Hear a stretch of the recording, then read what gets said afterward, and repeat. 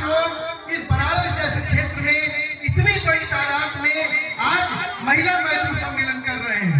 और इसलिए मैं कह रहा हूँ इस बात को लेकर कि आपके इस बैनर में जो है माता सावित्रीबाई फुले की तस्वीर लगी है, और माता सावित्रीबाई फुले वो महिला थी जिन्होंने इस भारत में किसी महिला को पढ़ने का अधिकार नहीं था। और मुझे लगता है कि यहाँ पर तमाम जो हमारी माताएं बहनें हैं, तमाम बुजुर्ग दादी हैं, चाची हैं, बहुत सारी महिलाएं होंगी जो पढ़ी लिखी नहीं होंगी, लेकिन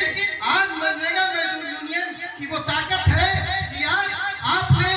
इस बनारस की धरती पर अपनी हक आवाज उठाने के लिए महिला अधिकार सम्मेलन कर रहे हैं। महिलाओं का जो अधिकार है सवाल है, और इसलिए महत्वपूर्ण है कि महिला का जो श्रम है, महिला की मेहनत है, उसको तो कहीं आका ही नहीं जाता है, न घर में आका जाता है, न समाज में आका जाता है। लेकिन जिस तरीके से मनरेगा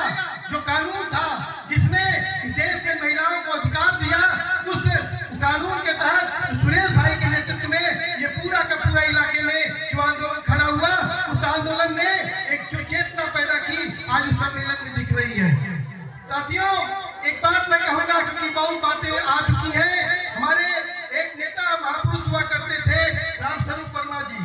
उनको वही बात को कहते थे कि समता कि जिसमें चार नहीं वो बढ़िया इंसान नहीं, और जो समता बिना समाज नहीं और समाज बिना जनराज नहीं। मतलब कि आज समता की बात है,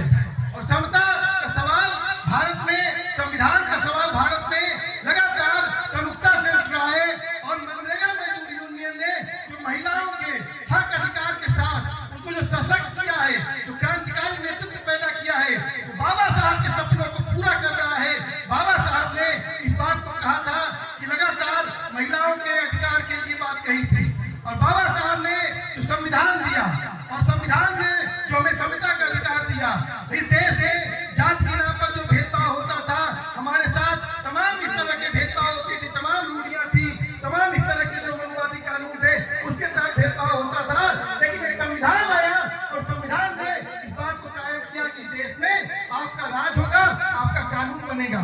और आज हम लोग इस जगह पर आज आए हैं शहीद आजम भगत सिंह को याद करते हुए कि हम लोग अपने देश में, इस आजाद भारत में हम कैसे अपने अधिकारों को सुरक्षित रखें, हम अपने अधिकारों को कैसे लड़ते हुए हम इस बात को तय करें कि हम सुरक्षित ही नहीं रहे, बल्कि ये मुल्क भी सुरक्षित रहे, ये देश भी सुरक्षित रहे। और साफ तौर पर है कि अगर इस देश में जनता मजबूत नहीं होगी तो लोकतंत्र मजबूत नहीं होगा, अगर लोकतंत्र मजबूत नहीं होगा तो हमारा देश मजबूत नहीं होगा। हमारे